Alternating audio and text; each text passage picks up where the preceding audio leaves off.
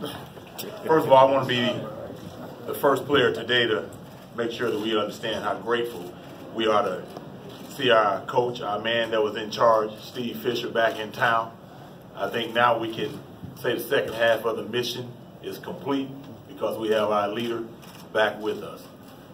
Second of all, it's always an honor to come back and be in Ann Arbor, be able to run the grounds of the campus again, reflect on what we achieved both on the court and off the court here in Ann Arbor, and how we not only represented ourselves and each other, but how we represented the University of Michigan. It's always a proud moment to be able to go out and pat the young guys on the back who've been doing a tremendous job up under Beeline, who I always say is the next Bo Schembechler here, because if you know Bo Schembechler, the clout that he had here, the understanding that he had about being a Michigan man, Beeline is definitely fitting up under that description. As far as the reunion, there's not enough words that I can say or describe being amongst my brothers, amongst the guys who accomplished the ultimate goal in NCAA basketball achievement in winning the 1989 championship. 30 years later, we are still, when we walked on the court yesterday to see the young guys, we were putting our team together to figure out, well, you know what, I think we can take them out. and that's because that's the respect and the ability of knowing how each one of us play and evaluating the young guys. We'll give them a pretty good go for the first 5 minutes. After that, will be history. But anyway, it's a great honor to be here, and I'm going to give it the floor over to Bruce. I got this. I've done this rodeo over and over and over. So I no longer need your guidance. Thank you. But I'm going to give it to Sean or either Rock, whoever wants to step up. Thank you. All right. Well, you know, getting out the hotel this morning and looking outside the snow, you know, it felt like being at the campus inn again on Friday or Saturday night before we got ready to play. I didn't know whether to put on my sweats or a suit. You know, it just felt good to be back. And this is an extra homecoming for me because I'm originally from Ann Arbor. You know, I lived here until I was 10 years old, so just riding around the city and seeing the old buildings.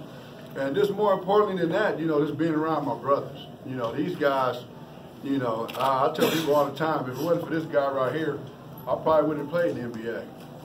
Because Glenn Rice challenged me every day in practice. You know, when I came here, I was an offensive player.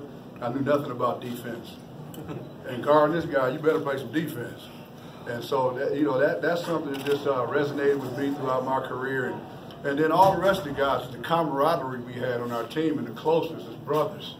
You know, that was something that really, you know, stayed with me. And, you know, I work with young players now, and I always try to instill in them and tell them to say, you know, the camaraderie that you're going to have and the relationships you're going to have with your teammates, they're going to last forever. And that's what this weekend is all about. You know, every time the school brings us back, you know, we have an opportunity to reminisce and get to see each other again and meet each other's families. And it's really special. And I really appreciate the university for doing this for us. That's about all I have, guys. Leave it to ride. I had the pleasure the other night of hosting Steve and Angie Fisher for a Lakers game up in LA. They came through to watch our team play, and I remember having dinner with them before the game, and I'm a big storyteller because I think stories are such a part of sports. And I remember literally being in the locker room of the national championship game, being prepared to go out and play Seton Hall. And this dude who was so cold-blooded with his jump shot, I think he was literally sleeping on the trainer's table, just kind of getting his mind right for the game. You remember that? Yeah, I do. And so everyone was getting taped, and we were all wondering what our commander-in-chief of the basketball team, Coach Fisher, was going to say. And I still get goosebumps thinking of this story, but and I told Steve this the other night. It was almost like, you know, a scene out of a movie. We all had our folding chairs, and there was the whiteboard, the chalkboard. Coach Fisher said, here's what I want you guys to do as a team. He said, we're in the Superdome, unbelievable facility of basketball, and the pageantry of the Final Four is unlike anything you could experience in sports. And in the Superdome in this particular year, they had hung like huge flags and banners for every single national championship basketball team in the history of the NCAA.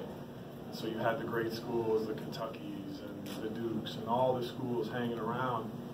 And he said, when you guys go out and warm up for the game, I want you to look up in the rafters, I want you to look at those banners, and I want you to know that 1989 is going to say the University of Michigan Wolverines.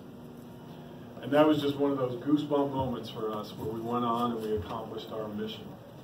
And one of the guys was saying to me the other day, actually last night when we had some of our celebrations, he said, Rob, I don't know if your job was to have the team GPA high or the team point per game high. But I remember with Glenn, you know, I think the great thing of a team, and I deal with this now, you know, kind of helping out with the Lakers team, is how we all play a part. And one of the managers was telling stories that in that Final Four run when Glenn could not miss a shot, what we would do when practice, before the cameras were out or, you know, anyone knew what we were doing, he and I would get in the gym and we would shoot three-pointers for an hour. And it was a contest where we would get out on the court, start maybe at the college three, get back to the NBA three, and then one of the managers was like, eventually you'd be in the seats, on the sidelines, shooting from the seats, you were so far away. But just the memories of kind of being able to play a role where I helped, you know, tune him up to make the threes in the game. But this institution is unlike anything else in the world in terms of the combination of the academic greatness, the legacy, the history here, the sports facilities, walking around campus, even just being up now overlooking Michigan Stadium and being, you know, about to walk into Chrysler Arena. The feeling that all of us have is just a feeling of gratitude. We are so thankful for the experience that we've had as Michigan Wolverines, and it's something that will define us.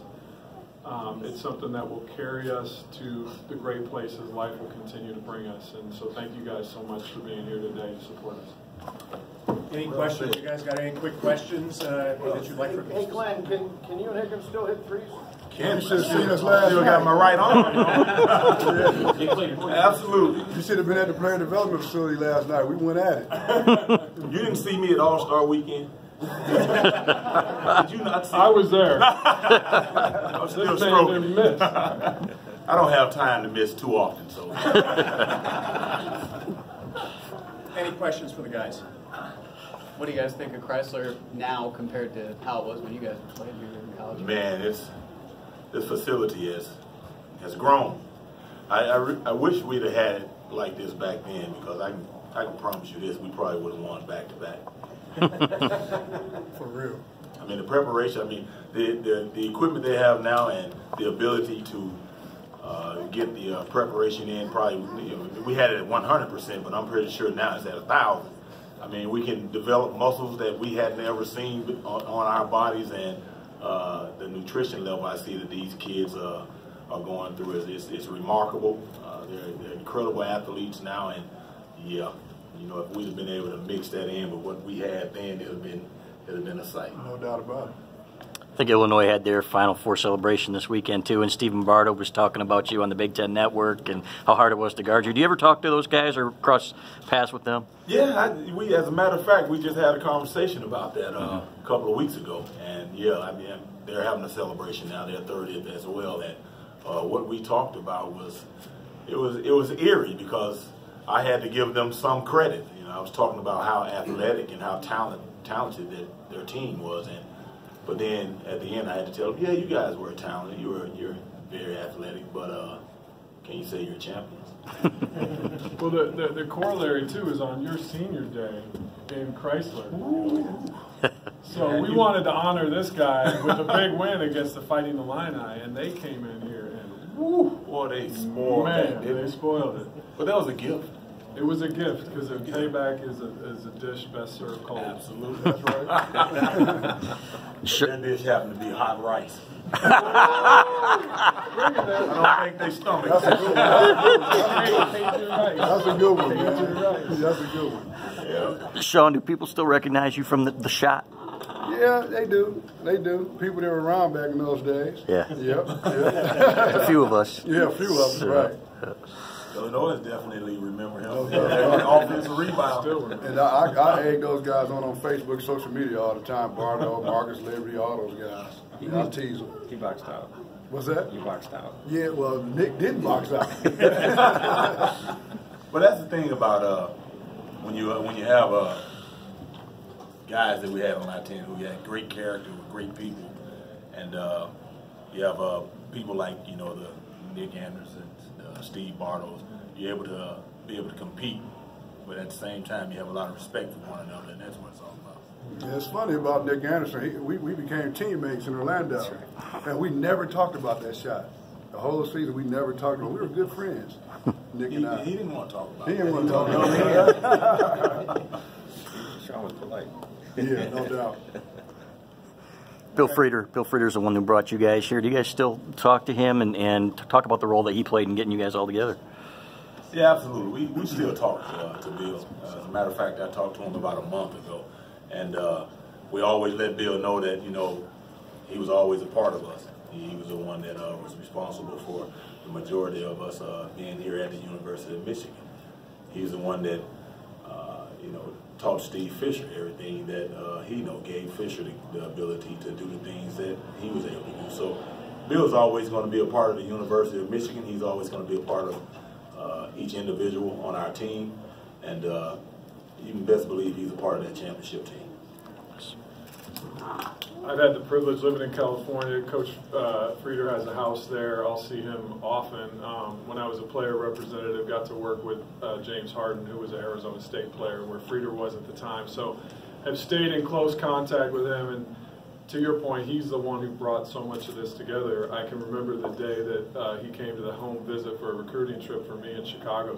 Coach Fisher and Frieder were there. And it was back before cell phones, of course, but the home number was like ringing off the hook because there were other schools that were trying to, recruit. I just remember in the middle of his pitch, he picked up our home phone and took it off the hook and put it in a drawer and was like, that was Frieder. My experience with Bill Frieder was, guys always wondered how did I come from Los Angeles back to Michigan, to school. And Bill Frieder, he recruited me harder than anyone. Any other school, and I was recruited by everyone in the land. I can remember times being in the lunch line and Bill Frieder being in the lunch line with me. Wow. Yeah, that's a true story. Bill Frieder would follow me around school. He couldn't talk to me back then, but he was always present. Wow. And it just, it resonated with me. I was going to come here anyway. I grew up right in University Townhouse. I used to hear the band warming up on Saturdays before the football game. And so, Beige and Blue in Michigan's right here. So Bill Frieder, he's a part of our program, like Glenn and Bob said. He's going to always be a part of our family. All right, gentlemen, thanks, and then we'll do